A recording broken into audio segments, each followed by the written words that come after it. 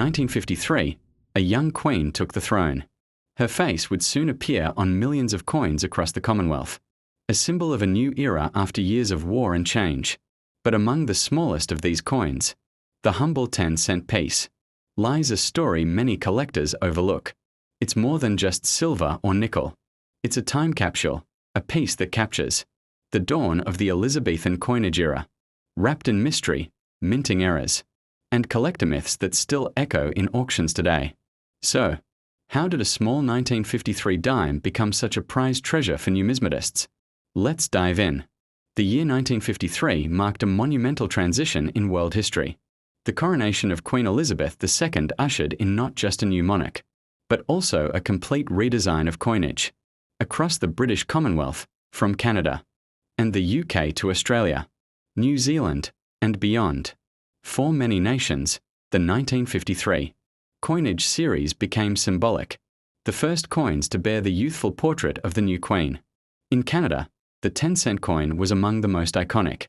It replaced the long-standing portrait of King George VI, which had appeared since 1937, with a new effigy designed by sculptor Mary Gillick. Gillick's portrait captured Elizabeth not as a monarch weighed by duty, but as a young woman, radiant and graceful, wearing a laurel wreath instead of a crown. It was fresh, modern, and optimistic, reflecting the post-war mood of renewal.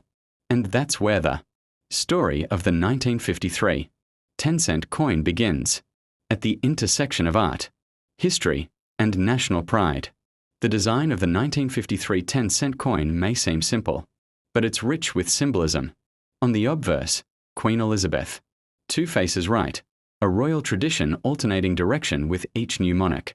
Her portrait, surrounded by the Latin inscription, Elizabeth II Dei Gratia Regina, meaning Elizabeth II, by the grace of God, Queen. On the reverse, Canada's 10-cent coin proudly displayed the legendary Bluenose schooner, a racing ship and fishing vessel famous in Canadian maritime lore. The Bluenose wasn't just a ship, it was a national symbol of pride, representing hard work, speed, and the spirit of the Atlantic provinces. Designed by Emmanuel Hahn, this image had been on the 10-cent coin since 1937, and it continued in 1953. Connecting the new Queen's reign with Canada's heritage. Every detail from the ship's sails to the rim denticles carried precision. Yet beneath this perfection, strange minting quirks and myths would soon arise. The 1953 10-cent coin's most famous mystery centers around one tiny detail: the Queen's shoulder fold. When the coins were first struck, Mary Gillick's portrait included a subtle line representing the fold of the Queen's gown just below her neckline. But due to technical issues in minting, that fold didn't always appear clearly. This led to two distinct varieties: the no-shoulder fold NSF variety where the fold is missing or faint, the shoulder fold SF variety where the fold is sharp and visible.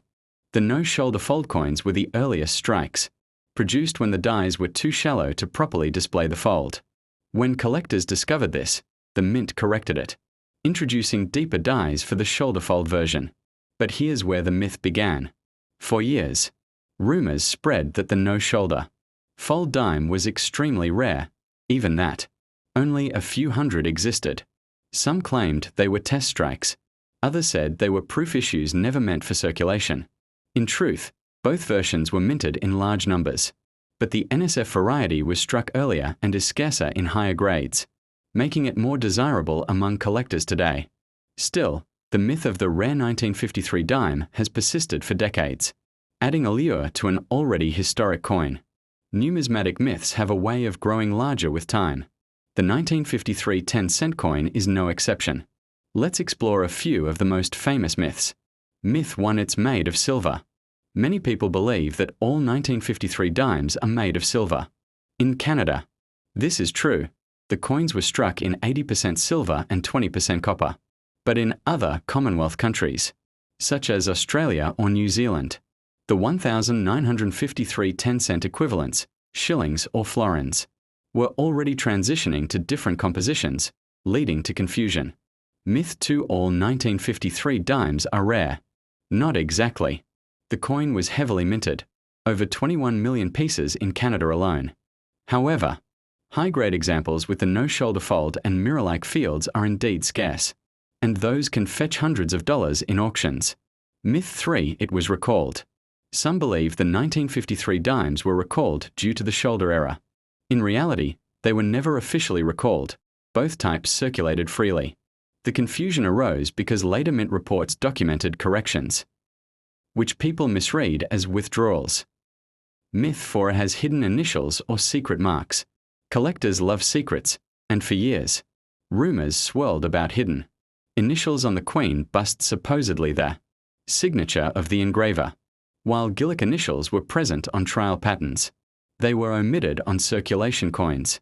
Still, in the right light, tiny die cracks and shadows can create illusions that continue to fuel these legends. You might wonder, how much could a small 1953 dime really be worth? The answer: quite a lot, depending on condition and rarity. At numismatic auctions, collectors pay a premium for clarity, shine, and variety. A 1953 no-shoulder fold 10-cent in near-perfect condition, graded MS65 or higher, can sell for $400, $800 US. The shoulder fold version, while more common, still fetches $50, $150 in uncirculated condition. In proof-like sets, these coins can go higher, sometimes crossing $1,000 when fully brilliant and well struck. But the record prices come from exceptional examples, those with deep mirror fields or error strikes. In recent auctions, a 1953 NSF dime graded MS67 sold for over $2,500 US, a remarkable price for a coin that once bought a chocolate bar. Collectors don't just pay for metal, they pay for history, scarcity, and the story behind the coin. Minting a dime might seem simple today, but in 1953, it was a delicate art. The Royal Canadian Mint used older presses originally designed for larger silver coins. Achieving sharp detail on such a small planchette, only 18.03 millimeters in diameter, required precision. Each blank was struck under immense pressure, imprinting the fine lines of the blue nose and the Queen's effigy. Yet even a minor variation in die polishing could cause the shoulder fold to vanish, a microscopic difference that would later divide varieties and values. This process marked a new technological transition for mints. Worldwide, a move toward finer engraving and higher relief, paving the way for modern coinage standards. The 1953 10-cent coin isn't just a Canadian story. Across the Commonwealth, nations issued their first Elizabeth II coins that same year, each with local designs and symbolism. In the United Kingdom, the first coins of the young Queen were also released in 1953, with the same Gillick portrait. In Australia, coins retained older reverse designs but now bore the Queen's image. In New Zealand and the Caribbean territories, similar transitions occurred. Collectors today often build 1953 sets, one coin from each Commonwealth nation issued that year, to celebrate the dawn of the Elizabethan era. And among those, the 10-cent coin, small but enduring, remains a cornerstone. When it comes to value, condition is everything. A heavily circulated 1953 dime might only be worth its silver content, around $2 to $3 US today. But in mint state grades, where every detail of the Queen's hair and the Blue Nose's rigging is crisp, the value rises exponentially. Collectors look for sharp details on the Queen's shoulder and neckline to identify the variety, mirror-like fields and minimal bag marks, full luster under magnification. Coins certified by grading companies such as PCGS or NGC hold more weight in auctions. And for serious collectors, owning both the shoulder fold and no shoulder fold dimes is a must. Together, they tell the full story of the mint's struggle for perfection and the beauty of imperfection itself. The 1953 10-cent coin marked the beginning of a new chapter in numismatic art. It was the first to bear the face of the longest reigning monarch in modern history, Queen Elizabeth II. It bridged the gap between tradition and innovation, between the post-war world and the modern age. For Canada and other nations, it symbolized a confident identity within the Commonwealth, rooted in history, yet forward-looking. Even today, the coin remains a favorite among young collectors, a teaching piece for those entering the world of numismatics, and a nostalgic keepsake for those who remember 1953 firsthand. At first glance, it's just a small, silver coin, worth 10 cents. But when you look closer, you see a story of craftsmanship, transition, and enduring fascination. From the shoulder fold mystery to record-breaking auctions, the 1953 dime has proven that even the tiniest coins can hold the biggest histories. So next time you spot that youthful portrait of Queen Elizabeth II on a worn dime, remember, you're not just holding a coin. You're holding a moment in time. The 1953 10-cent coin, small, timeless, and unforgettable.